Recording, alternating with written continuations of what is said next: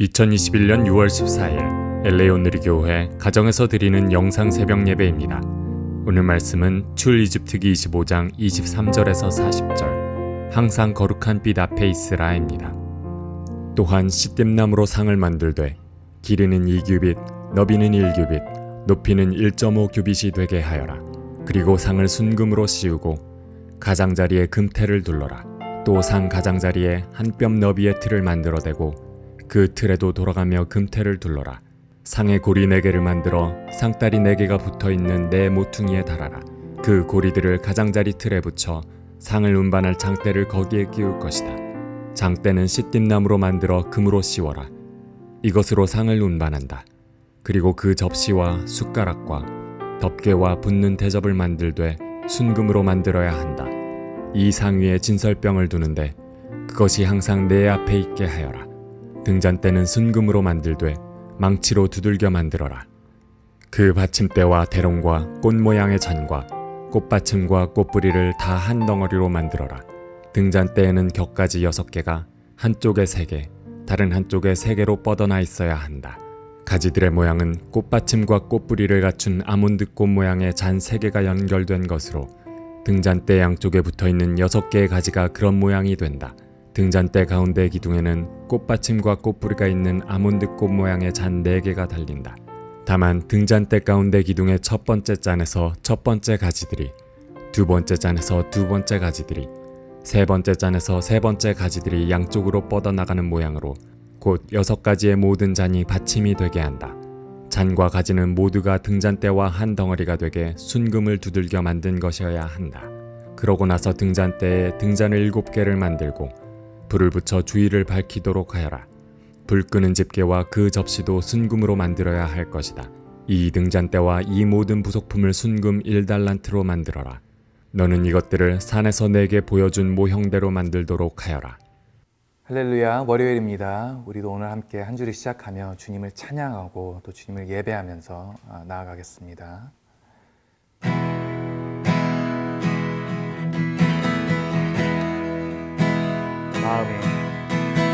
마음이 상한 자리 고치시는 주님, 하늘의 아버지 날 주관하소서. 주의 길로 인도하사 자유케 하소서. 새 일을 행하사 부흥케 하소서. 의에 줄이고 목이 마르니 성령의 길을 부으소서. 의에 줄이고 목이 마르니 잔을 채워 주소서. 성령으로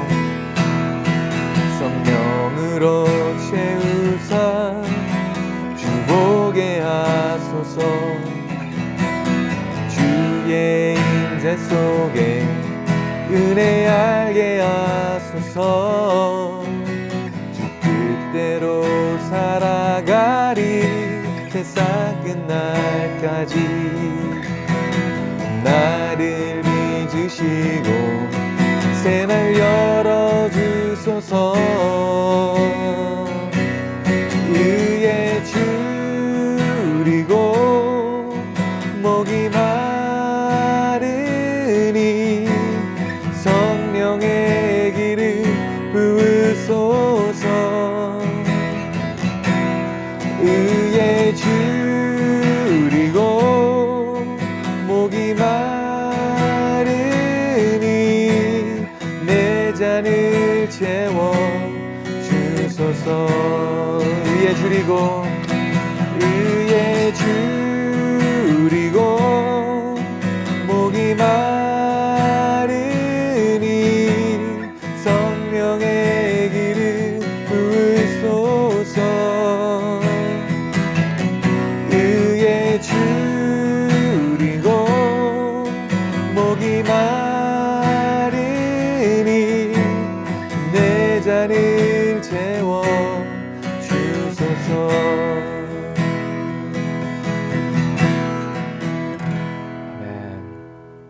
할렐루야. 6월 14일 월요일 아침입니다. 2주간 가까이 시편 말씀을 묵상하다가 다시 어제부터 출애굽기 25장으로 돌아왔습니다. 출애굽기 25장부터는 이제 성막에 관한 말씀이 계속되어집니다. 성막은 우리가 하나님과 함께 만나는 장소입니다. 우리 죄인된 인간들이 감히 거룩하신 하나님을 만날 수 있다는 것이 얼마나 큰 영광입니까?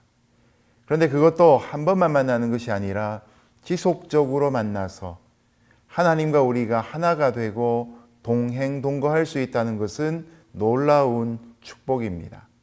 오늘 말씀은 그 성막에 있던 기구 중에서 떡상과 등잔대에 관한 부분을 통해서 더 구체적으로 우리와 하나님의 관계를 생각해 보도록 하겠습니다.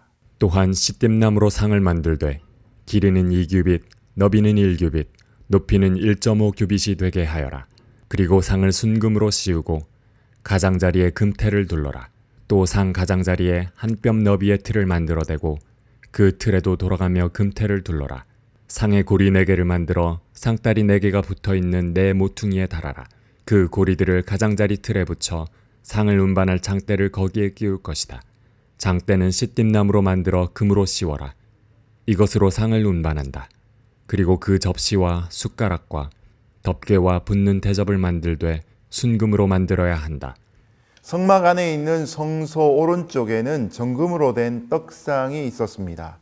이 떡상은 시띠나무로 만드는데 길이가 1규빗, 너비가 2규빗, 높이가 1.5규빗이었습니다. 1규빗이라는 것은 어른들의 손을 펼쳐서 손가락 끝에서 팔꿈치까지 정도 이르는 보통은 한 45cm의 길이를 일컫는 단위입니다. 자, 이렇게 시띠나무로 떡상을 만들고 거기에 순금을 입히고 둘레에는 금테를 둘러야 합니다. 그리고 상 둘레에는 손바닥 너비만한 턱을 만들어서 그 상 위에 있는 떡이 떨어지지 않도록 보호를 합니다. 여기에도 물론 금테를 두르게 했던 것이죠. 이처럼 떡이 떨어지지 아니하도록 턱을 만든 것은 바로 하나님께서 이 떡을 상징하는 12지파를 보호하신다는 그런 의미가 여기에 담겨 있습니다.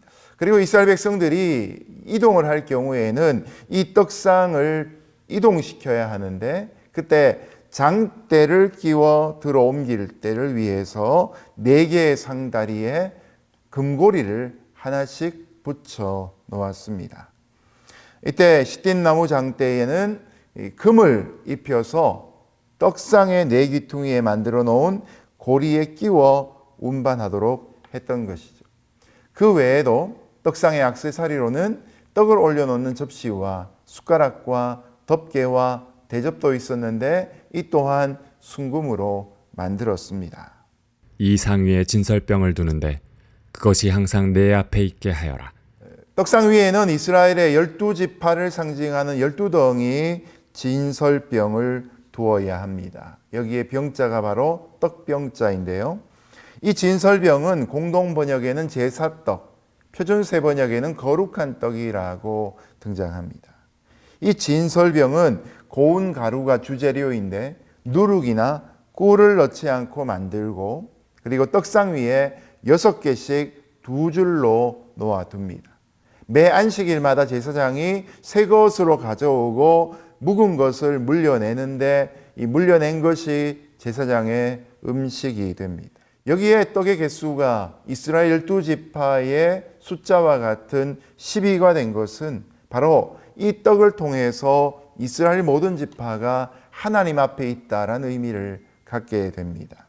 또 하나님이 이스라엘 12지파를 친히 먹이신다는 의미도 되는 것입니다. 여러분, 예수님은 자주 자신을 떡이라고 표현하셨습니다. 요한복음 6장 51절에 나는 하늘에서 내려온 산떡이니 사람이 이 떡을 먹으면 영생하리라 말씀하셨죠. 하나님은 40년 광야 이스라엘 백성들에게 매일같이 만나를 주셨습니다. 그리고 만나보다 더 중요한 하나님의 말씀을 또 주셨죠. 요한복음에 오면 이 말씀이신 예수님이 이 땅에 오셨습니다. 예수님이 태어난 곳이 바로 베들레헴, 바로 떡집이라는 의미를 가진 베들레헴이지 않았습니까? 또한 예수님은 오병이어로 남자만 5천 명이 넘는 사람들을 먹이셨습니다. 그리고 내가 곧 생명의 떡이라 라고 선언하셨지요. 예수님은 잡히시기 전에 제자들과 함께 성만찬을 하시면서 나의 살은 참 떡이요 내 피는 참된 음료라고 말씀하셨습니다. 누구든지 예수님께 나오는 자는 결코 줄이지도 않고 영원히 목마르지도 않을 것이다 말씀하셨던 것이죠. 지금은 잠시 쉬고 있지만 우리가 매월 첫째 주일에 또한 성찬주일로 지키는 것도 바로 이런 의미가 담겨 있는 것이죠. 신앙생활은 결국 예수님을 먹고 마시는 것입니다. 여러분, 우리가 떡 대신, 생명의 떡 대신 예수님을 인해서 힘을 얻고 에너지를 얻고 바른 생활을 감당할 수 있는 길을 발견할 수 있는 것이죠. 오늘도 우리의 힘으로 살다가 피곤하여 낭망하고 넘어지지 않고 주님이 주시는 새로운 힘과 능력을 주님으로 인하여 공급받는 거룩한 한 날 될 수 있기를 예수님 이름으로 축복합니다. 그럴 때 주님이 나를 위해 친히 일하시는 복된 은혜가 함께 하실 줄로 믿습니다. 등잔대는 순금으로 만들되 망치로 두들겨 만들어라. 그 받침대와 대롱과 꽃 모양의 잔과 꽃받침과 꽃뿌리를 다 한 덩어리로 만들어라. 등잔대에는 격가지 6개가 한쪽에 3개, 다른 한쪽에 3개로 뻗어나 있어야 한다.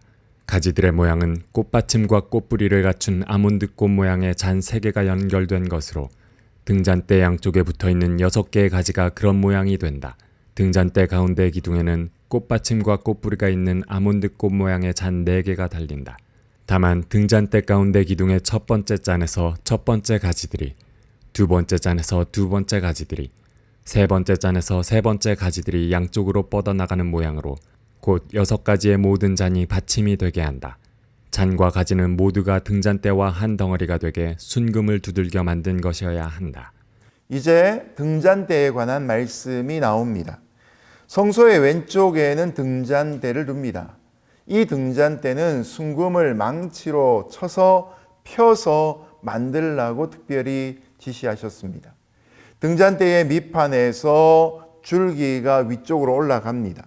그리고 이 줄기에서 양쪽으로 가지가 3개씩 나와서 위로 뻗어 올라갑니다. 그리고 이 하나의 격가지마다 아몬드 꽃 모양의 꽃과 꽃받침 3개씩이 있고 그 위에는 등잔이 올려져 있습니다. 여기에서 중요한 것은 이 6개의 곁가지는 반드시 중심 줄기와 연결된 하나의 덩이로 만들어야 했다는 것입니다. 이 등잔대의 형태와 기능은 예수님의 사역을 의미하는 것입니다. 등잔대에 이 아몬드 꽃과 꽃받침이 두드러져 보이는데 아몬드 꽃은 이스라엘 백성들에게 잠에서 깬다란 뜻을 주고 있습니다. 추운 겨울이 지나 봄이 오면 제일 먼저 피어나는 꽃이 아몬드 꽃입니다. 등잔은 성령을 상징하는 올리브유로 가득 차 있고 거기서 뿜어져 나오는 향기는 예수님의 성품과 삶을 나타내는 것입니다. 하나님 아버지께서는 성령을 우리에게 주실 때 예수님을 통해서 주셨습니다. 성령은 우리의 마음에 지혜와 총명을 주시고 또한 이 세상을 지혜롭게 살아갈 수 있는 길을 인도하고 계십니다. 여러분, 이 등잔대가 보여주고 의미하는 바와 같이 하나님 아버지 여호와를 경외하는 영으로 날마다 성령이 우리에게 충만하여 그 기쁨이 빛으로 향기로 넘쳐날 수 있기를 예수님 이름으로 축복합니다. 그러고 나서 등잔대에 등잔을 7개를 만들고 불을 붙여 주위를 밝히도록 하여라. 불 끄는 집게와 그 접시도 순금으로 만들어야 할 것이다. 이 등잔대와 이 모든 부속품을 순금 1달란트로 만들어라. 너는 이것들을 산에서 내게 보여준 모형대로 만들도록 하여라. 등잔대에는 총 7개의 등잔이 있습니다. 중앙 기둥에 하나가 있고 이 중앙 기둥에서 양쪽으로 나온 가지 3개씩 해서 총 7개의 등잔이 위쪽에 위치합니다. 그리고 거기에서부터 빛을 밝히는 것이죠. 불을 끄는 집게와 불똥을 담는 접시도 액세서리로 함께 만들어야 하는데 이것들도 순금으로 만들어야 합니다.